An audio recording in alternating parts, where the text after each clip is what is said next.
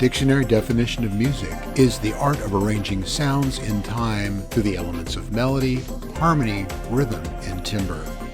Low Pass Filter is a show about the nature of this thing we call music, how it functions in people's lives, how it's contextualized by society, and why we find certain music meaningful.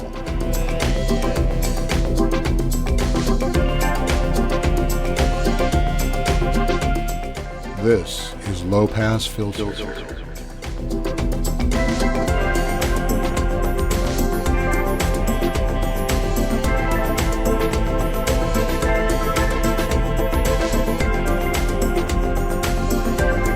Hello, and welcome to Low Pass Filter. This is a show where we talk about music and what it means in our lives.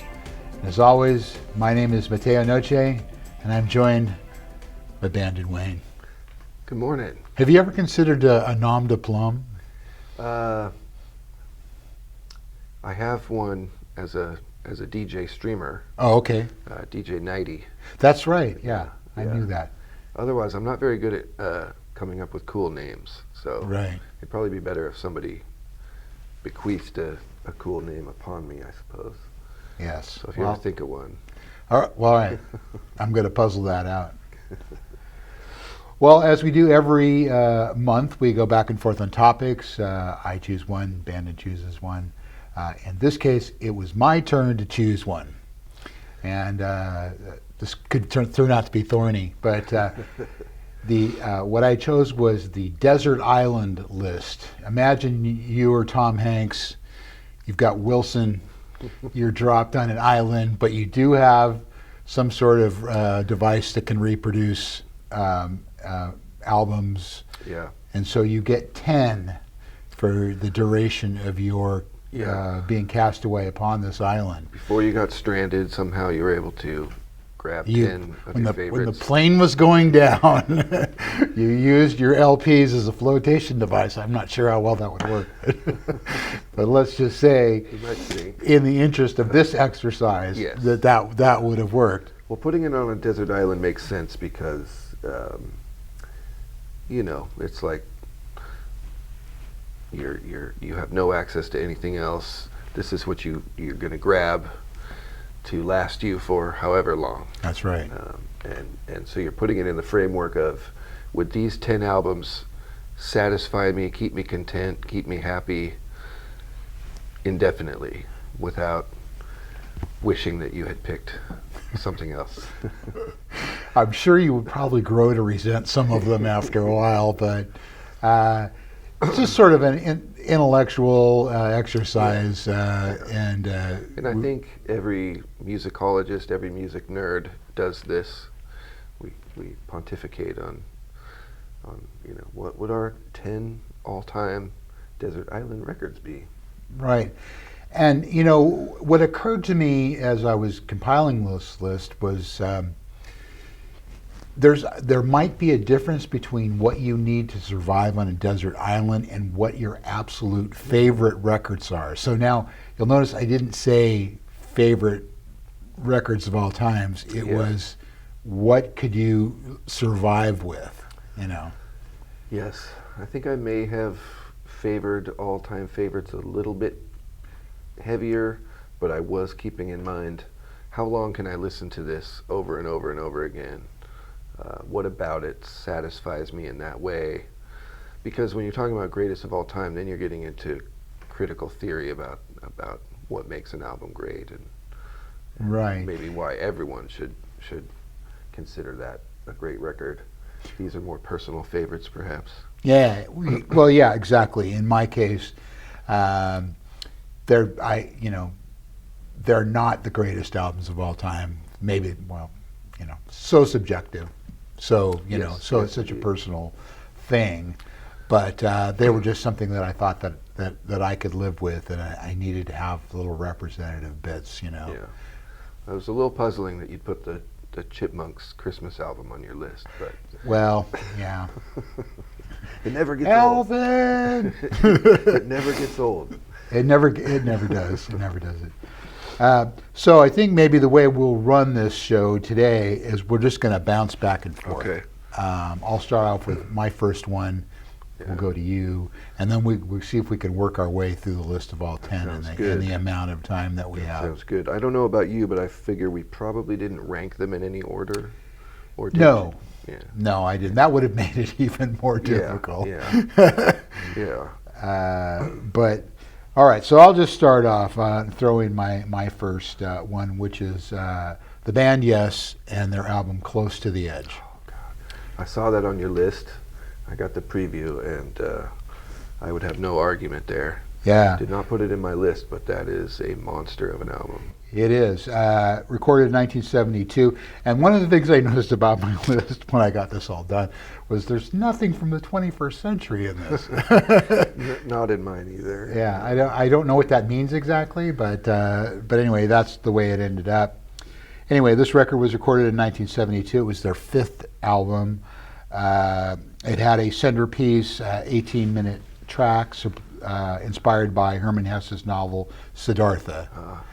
And the last record that included Bill Bruford as the drummer. He went on to join King Crimson. Just for me, it's a very meditative record, and I'll often put it on when I'm doing some sort of task, some sort of creative task, or I'm working on something that I assembling something or doing something. Interesting. And I don't know if I think we've talked about this before when we talked about, what purpose is music. We did do a show about what purpose music serves in your life. And so one of the purposes for this record for me is just really just to kind of propel me, when I'm doing something. Interesting.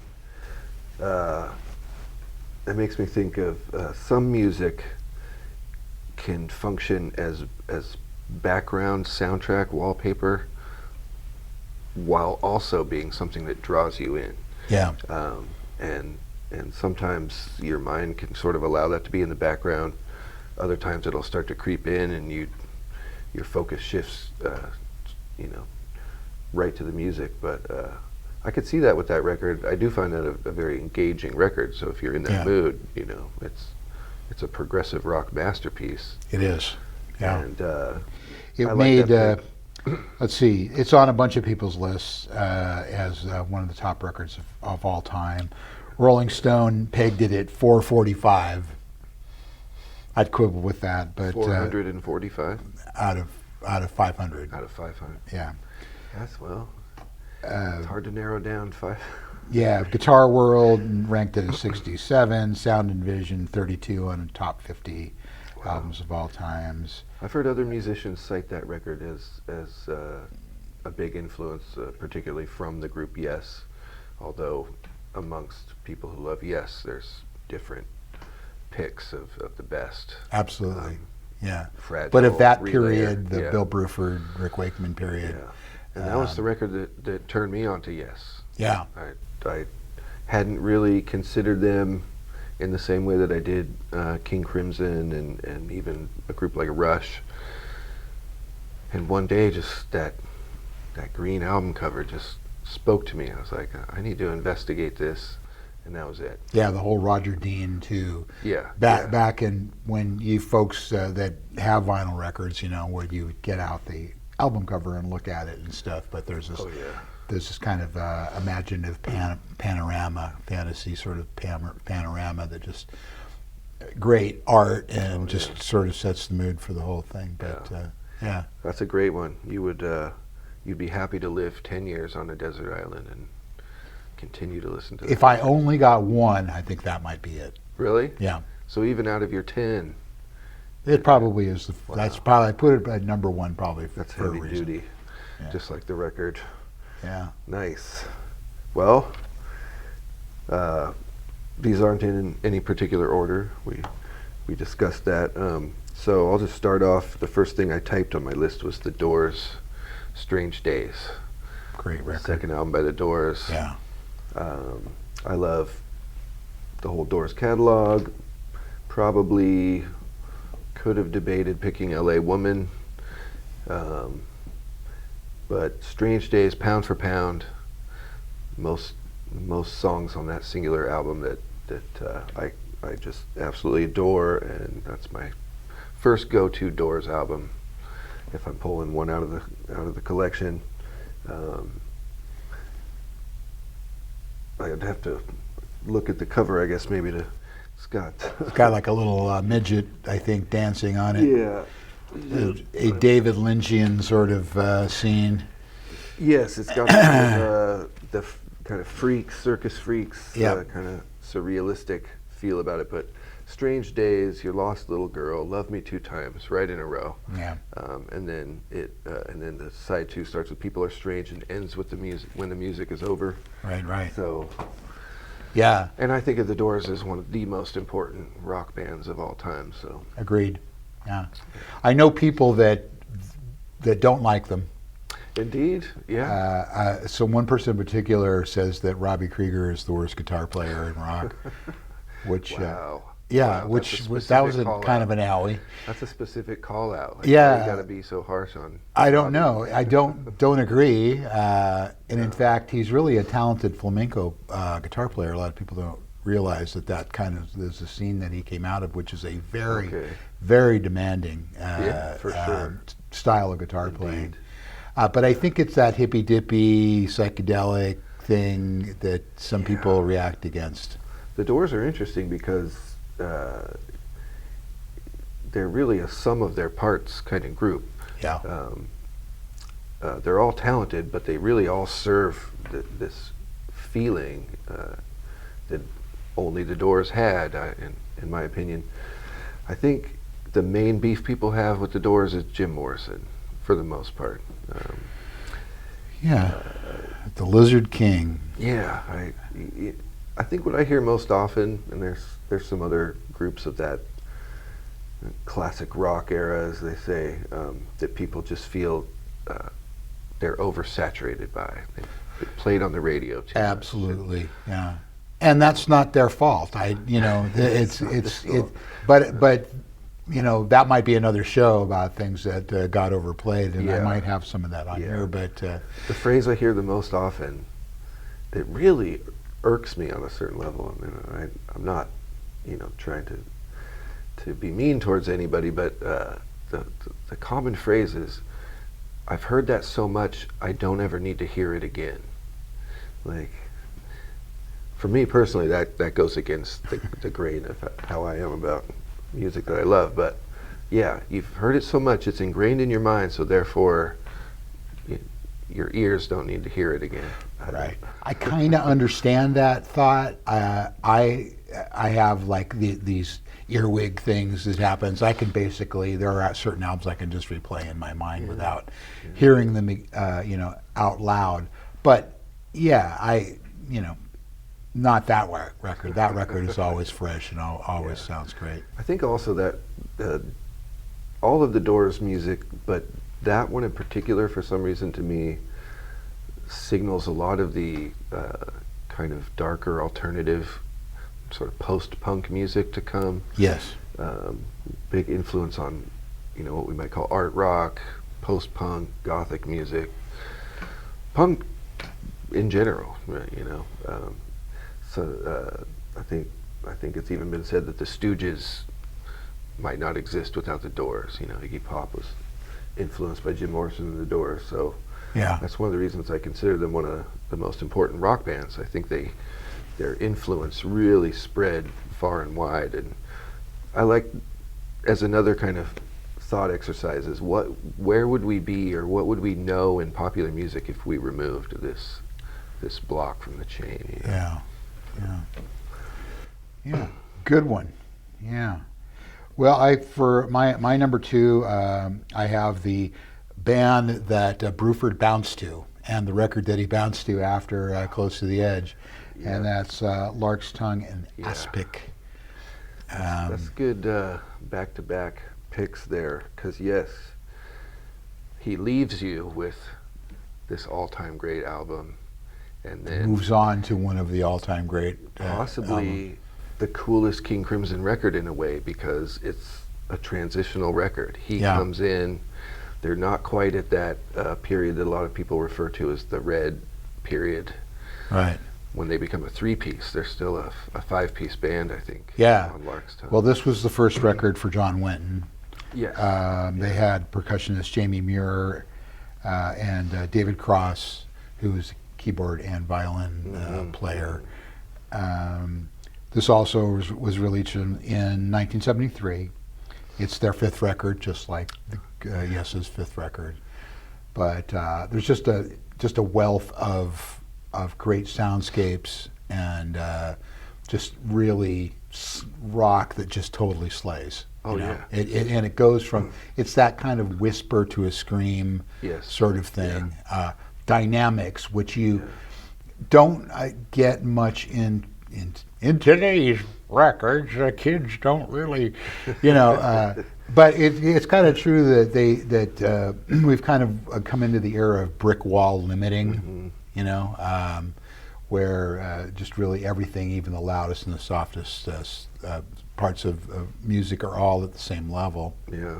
In the analog days, well, they had limiting and compression and that sort of thing. It was used in a different way, necessarily because you couldn't do that on an LP groove. Really, it would just be a mess.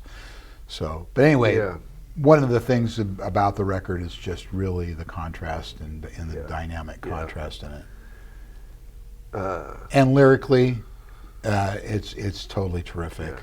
Yeah. Indeed, and following that record, they become a three-piece, I believe. I think they go down to 4, actually. So is there one before? Yeah. And then I think on Red, which is basically a three-piece, they do have I think David Cross comes back and does a song or two. Yeah. There's violin in there, but I guess what I was thinking of is that record kind of stands alone. It's in between these phases or these chapters of King Crimson, I think. But like you were talking about the dynamics on it, it's got beautiful parts. It's got stuff just like really tender, like really tender, sweet and tender. Indeed. And then then there's just some slamming sections of it that they're really laying it down. Stuff that you wouldn't necessarily call heavy metal, but it's of that level of jarring, intense, distorted guitar, and that was really the first King Crimson record I ever dove into, and contrasting with a lot of stuff I was listening to at that time, it was very mind expanding, I guess you could say. Absolutely. That's a great pick, man. Well, I'm gonna go fairly far away from that and bring up Rebel Yell by Billy Idol. Okay. All right. It's a great record. Why do I pick that record? And I'll just mention, I was working at Music Plus when that record came out, and I sold a lot of those. Yeah, I would imagine. It was huge. He was already big before that, probably with White Wedding and Dancing with Myself on his first record. But the song Rebel Yell was big. And then he had, this is the video age. So videos were selling records at that time as well. The MTV age. Aside from the radio. And I would argue that Billy Idol was an early master of the music video format, or at least the people he worked with, conceptually creating these kind of worlds within his videos that serve to, as a vehicle to sell himself, but also create an artistic, sort of mini film for the song. Especially off of that record, it has kind of a sort of like an Escape from New York, dystopian, near future kind of quality with some of it. So, Eyes Without a Face. Oh yeah. Flesh for Fantasy, Rebel Yell, and then some other songs like Daytime Drama and Blue Highway and stuff. So that's a record I could listen to front to back, I listen to it all the time, as a matter of fact. If not just a song here and there, but I'm always having Billy in rotation. He is one of my all-time favorite pop rock artists or popular music artists. I don't know how to explain it, but I kind of refer to Billy Idol as my spirit animal, just in the sense there's something about his It's got a good snarl. He's got a great snarl. I can't do the snarl. We're not similar, but just the spirit of his vision coming out of the UK original punk scene with Generation X. Yeah. Teaming up with Steve Stevens just seemed like such a great synergistic musical idea. Yeah. Steve Stevens to me is kind of between Johnny Thunders and Joe Satriani or something. This kind of big hair. Technically great, but not afraid to cut loose and do the gut bucket. Yeah, and really play to the guitar song. solos. Yeah. Conceptually serve the song along with Billy Idol's vision. So anyway, Billy Idol's somebody I can continue to love and not feel oversaturated by for some odd reason. Nice. Well, it's time for us to take a break. We're going to go away for a minute, and then we're going to come back with more low pass filter.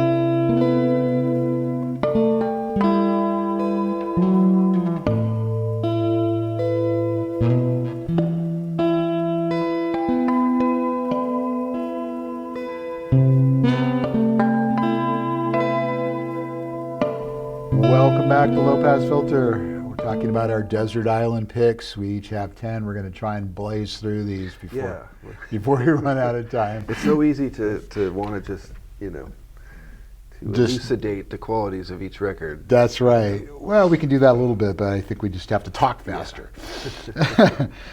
Okay, so my next one is Rockpile, Seconds of Pleasure. I know of that, but I've never checked out Rockpile. Oh, so man. That's a new one to me. Well, Rockpile is kind of an interesting thing. It's an album, it's a band, it's Dave Edmunds, it's, Okay.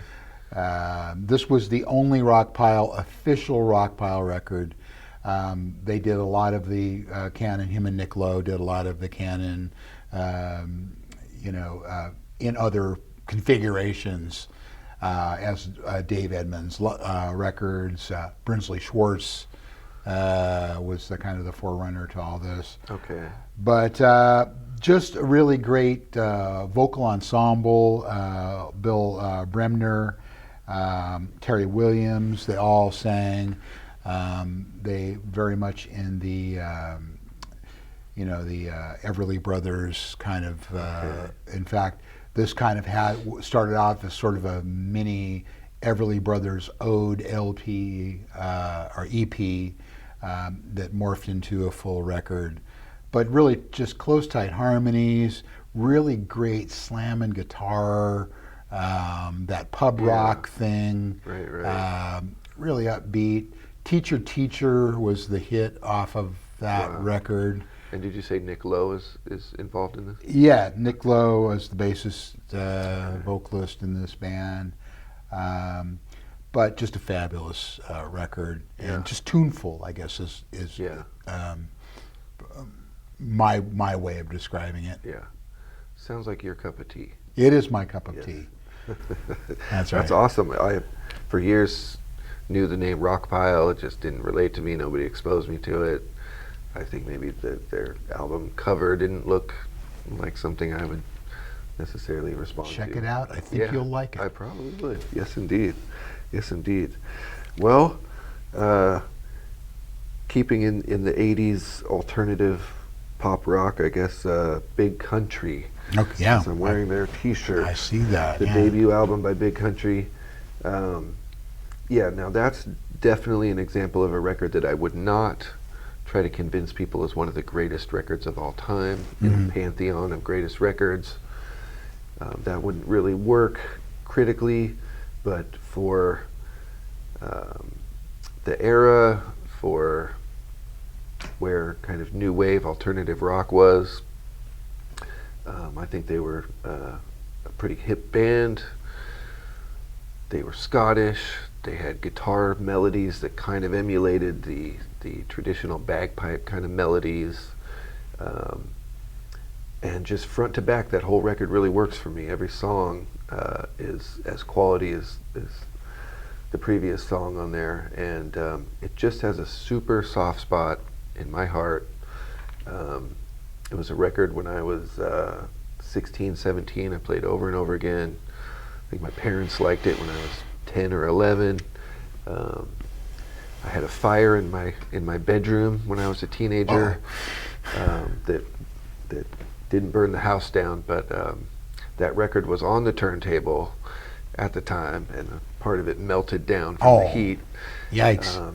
And so I was very eager to acquire that record again at some point. Now I have several copies of it. I have it on 8-track. I have it on cassette tape. You're not taking any chances. No. It's just, I mean, finding that on an 8-track at a thrift store, I was like, wow. That's pretty cool. Yeah, so it just... Coincidentally, I sold a few of those when I was at Music Plus. Wow, yeah. You were working there in the heyday. Yes, indeed. Yeah. Was that inside of a mall?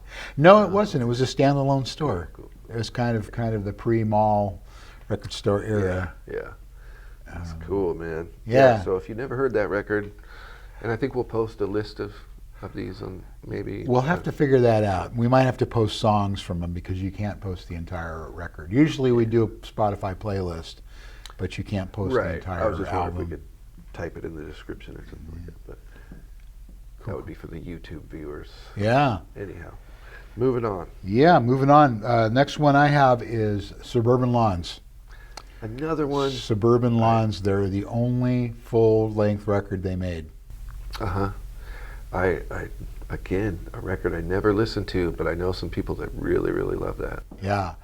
I just can't say enough about the quality of the band and itself. A lot of the focus kind of fell on the oddness, shall we say, of Sue Tissue, the singer.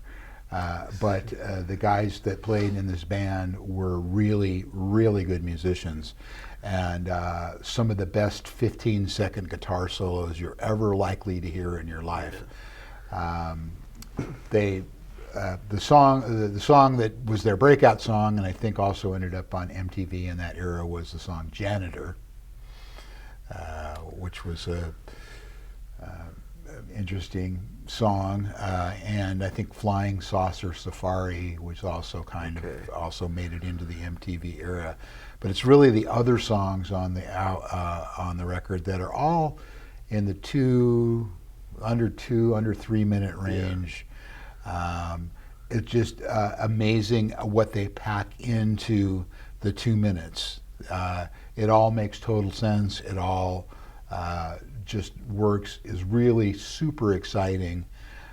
And if you're not familiar, I'm just going to, or you out there not familiar with this record, I'm just going to suggest that you take a moment to check it out. I've never come across a vinyl copy of it.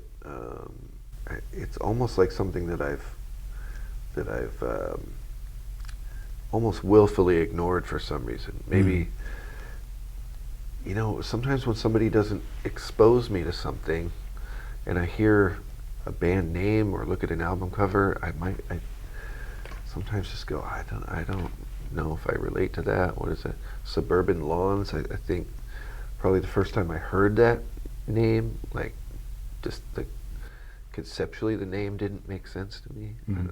I mean, I get what a suburban lawn would be, but why is somebody named that? I don't know. Yeah, there's no telling why people name things what they do. But anyway, just a really solid record, and I check that out. I highly recommend it. Well, how can I disrespect a high recommendation from you? I need to check it out. Here's another. I guess I was just typing these in the random order that I had my stack in.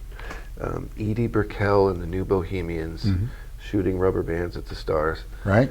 Their debut, the very first track on it is a song that I figure most people have probably heard, called What I Am. Right. What I Am is What I Am. Not my favorite song on the record, but as a standalone single cut, I think it's great. I play that song quite a bit.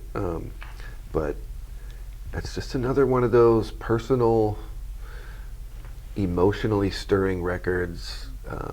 Again, I wouldn't argue that they're one of the best bands that ever was, but they were a good band, a fairly high level of musicianship as an alternative rock band.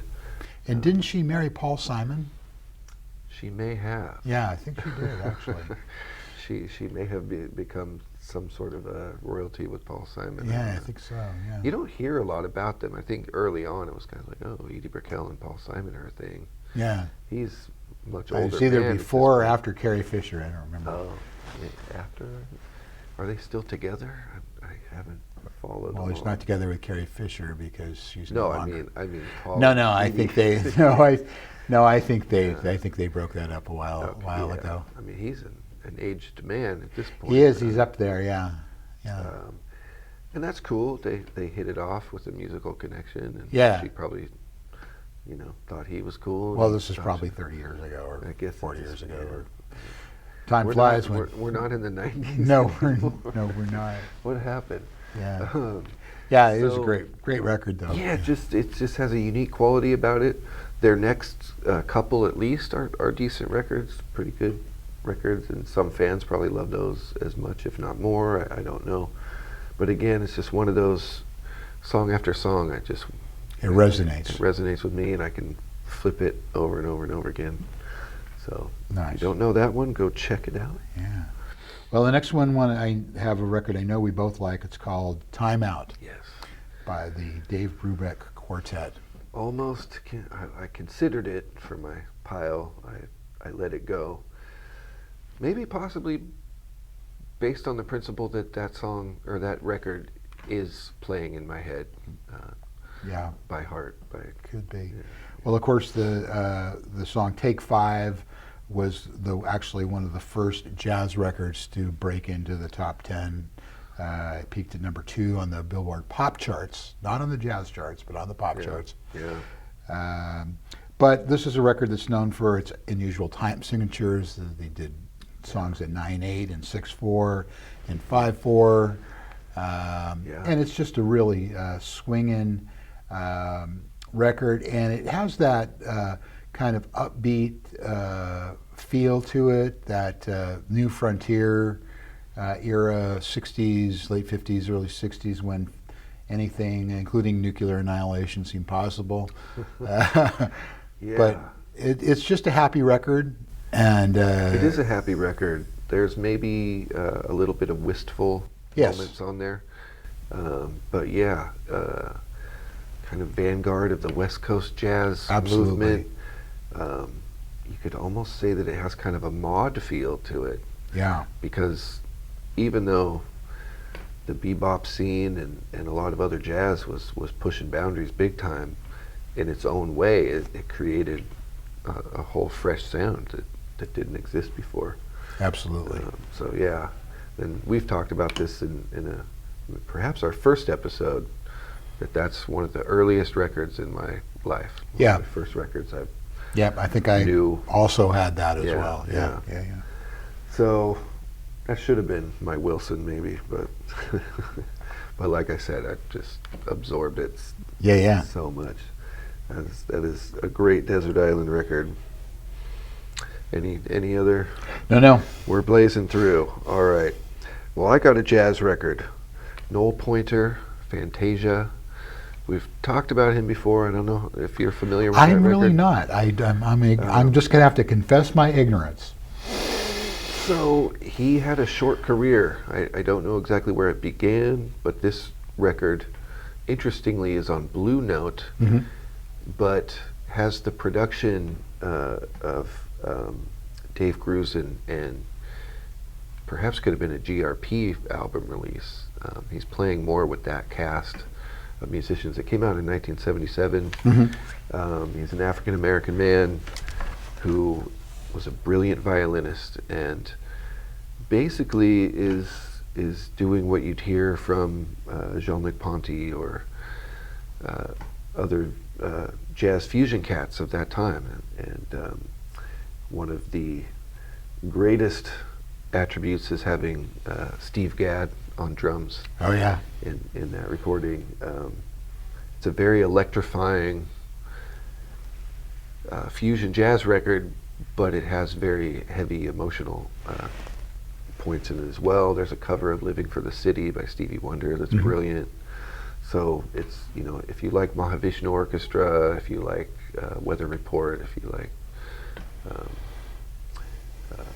those kind of fusion albums of that era, it's right in there. But it's another one of those ones I was hearing as a child, and it's just been with me my whole life. And I own 4 vinyl copies of it. Right on. Well, I'm going to have to check that out because I think you would highly appreciate it. I have no awareness of that whatsoever. Okay, next up, Elvis Costello, Imperial Bedroom. Imperial Bedroom. Yeah. Can't even think of which one that is off the top of my head. It was his 7th studio album with the Attractions. It was released in 1982. Production by Jeff Emmerich.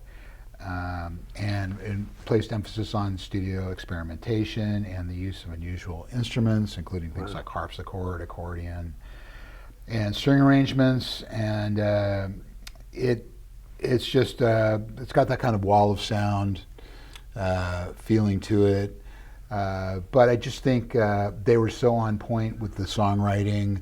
The Attractions, always a dynamite band, always great. And you said they're 7th? He'd 7th. Already, by 82, he'd already made 7 records. Yeah. So the hardest working guy in the business. Yeah. Had he moved beyond Stiff Records at that point? Yeah. I think probably. Yeah, it was a major label. Yeah. Major label release. And they've re-released a record that has actually more material than the original record, alternate takes of a lot of the songs and songs that didn't make it onto the record, which is highly interesting. Yeah. But the original record just hangs together so well as one of those kind of records that you can listen to front to back. Yeah. With that, and it just all flows really together thematically, musically. I think that's a major point in the records that we've chosen, is that you're not putting that record on and going, well, I can listen to these songs in between the songs I really love. It's every song feels like it's as good as any other track on there, and so you're thinking, if I were to be stuck for any period of time and only had this record to listen to, it wouldn't get frustrating, because so if I saw the cover of that, I would probably recognize it, but by the title, it's kind of an abstract cover. Well, again, I'm not surprised with your Elvis Costello selection. I picked another jazz fusion record by Billy Cobham. Okay. And this one I know you know. Yeah. Spectrum. Oh yeah. Billy Cobham. This one I pulled it out and considered it because of how often I listen to this record. Again, if I was putting in a list of greatest records of all time, it'd be in that list, I think. It's a very formidable record in my opinion, but I ultimately chose it because I go to it all the time. Billy Cobham's drumming is just... Dude was a monster. Yeah. Monster. I think I used this word a moment ago, but electrifying. There's an intensity level on this record that rarely lets up. Occasionally it does. He gives you a little breather. And then back into just funky fusion jazz that is clearly fueled by the drummer driving it. And Billy Cobham is that kind of drummer who does not take a back seat. He is in the driver's seat. And so one of the all-time greats, yeah. Definitely. Played with Mahavishnu Orchestra. but it's these recurring moments I have with this record where I will be shaking my head in disbelief at what's going on, and the effort of all the musicians involved, just playing these sort of on fire tunes together. So Nice. I think time has proven to me that I don't get sick of that record, and it would. Good one. Yeah. All right, well, time flies, and it's time for us to take another break. We'll be back with some more Low Pass Filter right after this.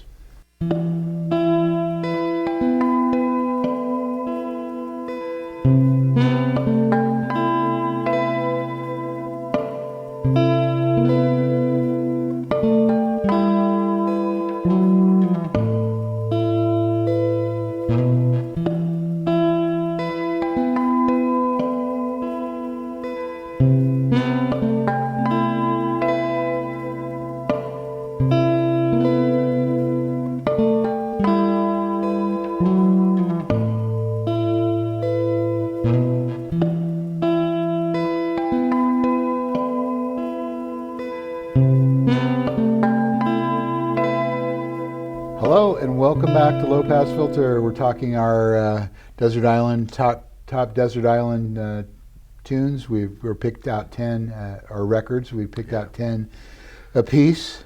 It just so happened that we were traveling and had a suitcase of That's right. 10 records, and the plane went down onto an island. That's and, right.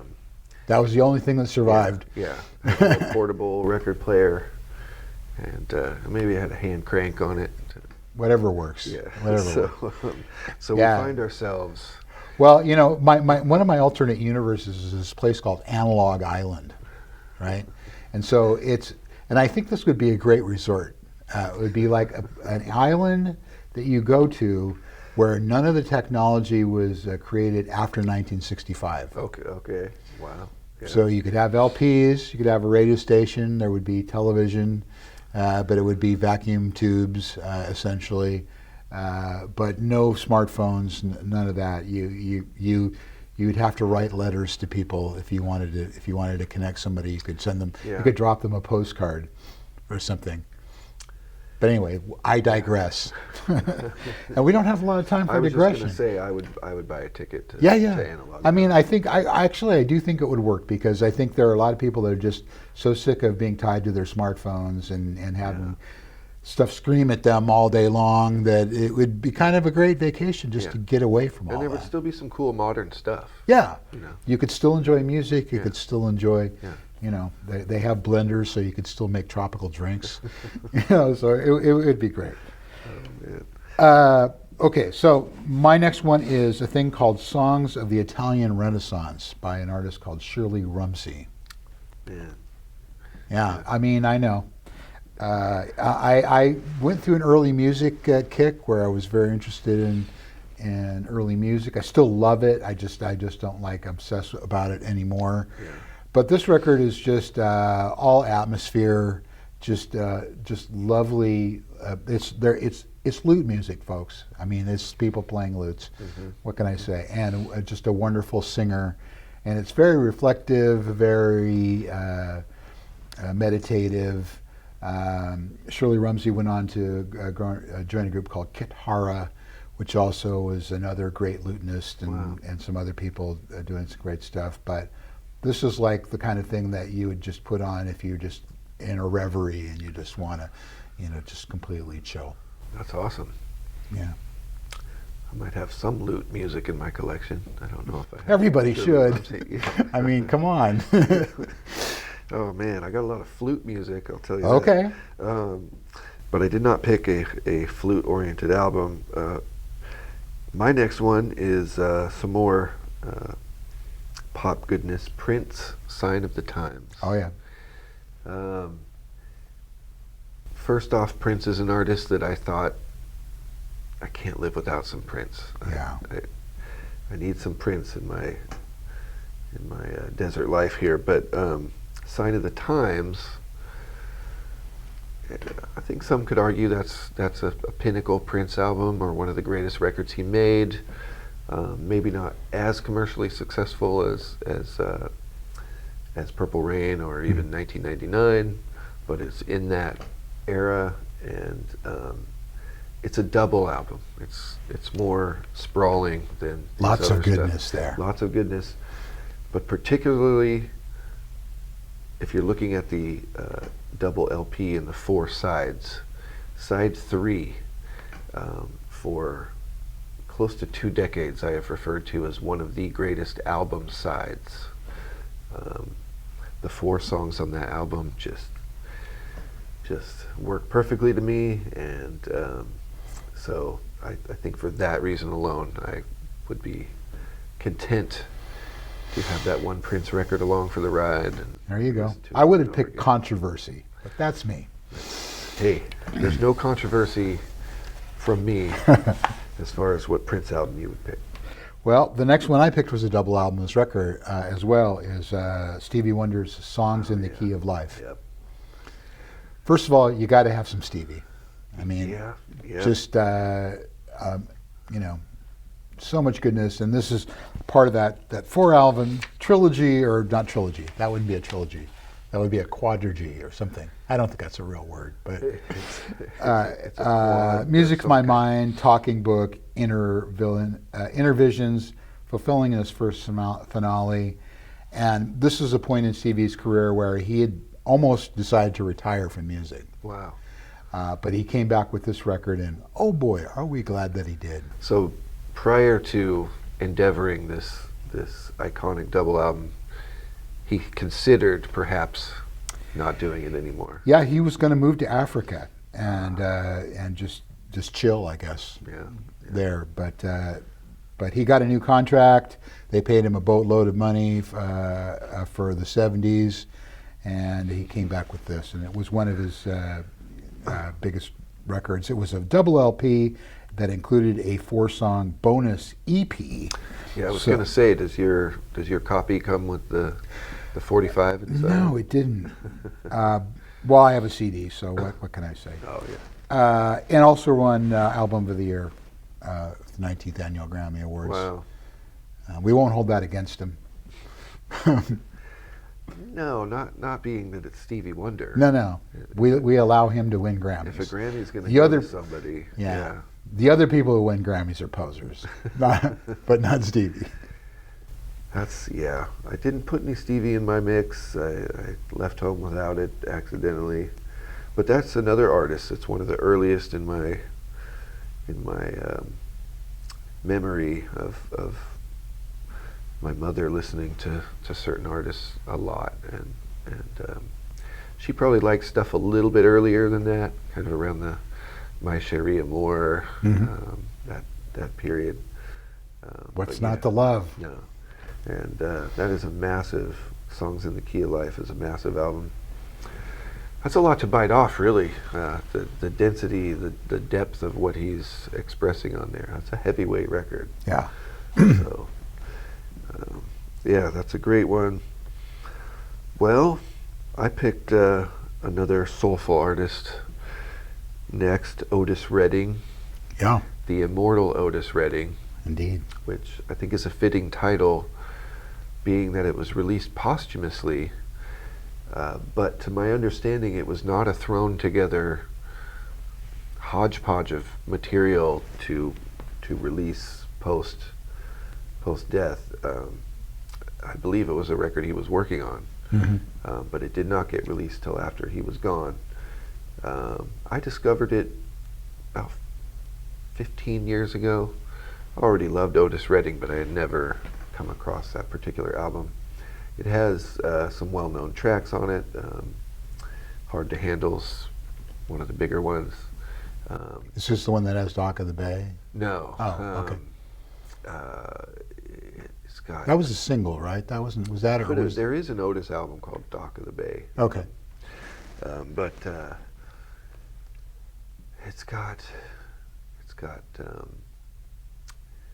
the Happy Song, if you know that one, Fa Fa Fa, Yeah. the Happy Song.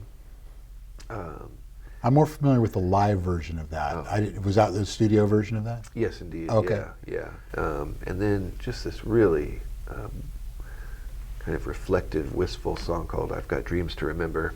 Mm. Anyway, just there's something about this album. The production feels like it's not overdone. It's very kind of straightforward, but just captures his voice. We talked about it. We did an episode on soul music. So Yes. Otis Redding to me is The consummate soul man. consummate soul singer. Yeah. Burned hot. Didn't last very long. Yeah. Through no fault of his own. Through no fault of his own. It's kind of one of those tragic. Yeah. It's still a Tragedies of tragedy the that time. kind of rings down Yeah. through the ages. So anyway, I have to, I had to pick an Otis record, and Yeah. that's the one. Okay. Can't quibble with that. All right. Made it to number 10. And you'll notice that I did a little switcheroo here on this one, because I originally had a record by Blue Oyster Cult called On Your Feet or On Your Knees. Yeah. And I just decided that I put that on there not because it would be good on a desert island, but because it's just one of my favorite records of all time. So what I did end up with, another double record from another hard rock band, Deep Purple's Made in Japan, which we've talked about on the show before. And I may have mentioned that this is when I need to clean the house and I really need to kick ass, that I put this record on and I turn it up really loud, and I can really get a lot of housework done in a very short period of time. I love that. Fueled by the live Ian Gillan and Company. Yeah. Well, it's really Ritchie Blackmore and Company, but I like what you said first, actually. yeah, I mean, to me that record, it's about the whole band, but Yeah. the fact that Ian Gillan is so potent and powerful, I don't know if they did anything in the studio post-recording to Probably. clean it up.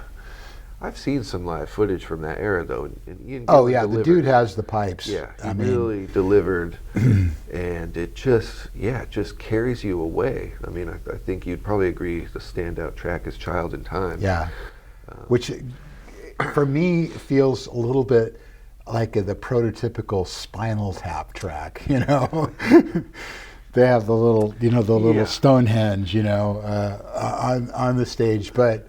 I'm not taking anything away from it because I love the song and I love It's a very everything. melodramatic song. I think I would say that's fair. It's melodramatic.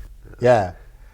And we were also talking about things, I don't know if we were talking about this before we started recording, but we were talking about things that get overplayed.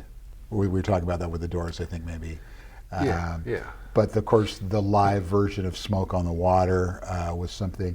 The first song that I can really remember just being played to death. Yeah. So much so that if I'm within reach, I will skip that track. Yeah, it got played a lot, and back 70s, 80s, anybody that was starting to play hard rock guitar, Guilty. Guilty as You charged. probably heard lots of people playing that riff, or you played that riff a lot, but that's okay. Every music store you would go into was either that or Stairway to Heaven. Yeah. That main riff from Smoke on the Water is pretty easy to play, but it's effective, and that's why that song was so big. Yeah. But anyhow, I mean, that's a song they had to play, of course. Name checks Frank Zappa. Yeah. But I mean, things like Highway Star. Oh yeah. And Highway Star is Space Truckin' on there too. and on they released an expanded version that had more material from that, and the song Black Night. Oh man. Just absolutely slays. I have not listened to that edition. Yeah. Great stuff. Maybe I'll bundle two together. Okay. It's a twofer. Because I have to mention Kate Bush. I love Kate Bush so much. Me too. That I don't think if I had the ability to choose before getting stranded on this desert island, I would have to pick Kate Bush. I picked her debut record, even though she develops much more along the way. There's such a spark about that album. She was 17 or 18 when she produced that material, and I honestly like that record the most out of her entire catalog. The material, the energy, just adore that record. So if I should be so lucky, I would have that in the mix. But the biggest one that I've been talking about for a long time, Metallica, Ride the Lightning. Okay. The second Metallica record. Again, is it one of the greatest records of all time? I have a confession to make. I do not own a Metallica record. And it's not that I don't think they're great or that I don't appreciate what they are doing. I just somehow managed to never buy a Metallica record. I don't know why. I don't know why that is. I mean, you had been around for a little while before they came along. You knew some stuff before Metallica came. You know, Deep Purple. In fact, there you go. You would probably not have Metallica without Deep Purple. Or Blue Oyster Cult. Blue Oyster Cult, any of that. Who they name check as one of their favorite bands. Yeah. I mean, originally Metallica was very derivative of all those bands. Yeah. This, I would say, is their kind of breakaway from that, however, because their debut record, Kill 'Em All, is very derivative of Motorhead and some of the bands that were referred to as the new wave of British heavy metal. Judas Priest, Motorhead. So I think this is where they really sound truly like themselves. But it just hit me at some point years ago that, like, I just love this record so much. It means so much to me. It was a formative record. I think I started listening to it when I was 12 years old. You got to have it. I gotta have. I just. As The a only Metallica fan who had their heart broken by Metallica at some point when I felt they kind of lost these qualities that made them important to me. That's probably partly why I hang on to it. But yeah, I could listen to it over and over again. Well, the only remotely Metallica thing I have is Apocalyptica, which is the cello band doing Metallica covers, which I absolutely love. That was a neat thing. That was an interesting thing when that came out. Kind of turned that on its head, and some people went, "Whoa, you could look at Metallica in a different way." Well, if we had to swap our 10 Desert Island albums, would we be okay? I think so. I think I would. I think so. I think maybe your list, perhaps more so than mine, would be a learning experience. There'd be some on there that would probably trip me out. Could be. And you know, I finally get my Metallica record. Be a hard way to get it, but it would, you know. Yeah. If the two of us were stranded together, we would have 20 records. We would have something. There's a plane that was headed to a record convention that went down. That's right. So we were actually saved by, there was lots of records. But anyway, it's a fun thought experiment. We didn't get to the part where I was going to talk about the resentment of trying to narrow it down. It is very hard to pick 10 of anything. Well, I'm afraid we're going to have to leave it there. Just want to say thanks for listening and or watching Low Pass Filter. We really appreciate it. And again, comments, suggestions. I guess I still have not been by the mailbox. I'm sure it's stuffed full of stuff. We'll have to next month for sure. But anyway, just want to thank you for being here as always. Thanks for having me, man. And thank you all for listening and or watching to Low Pass Filter. And we'll see you again next time. Thanks for watching Low Pass Filter.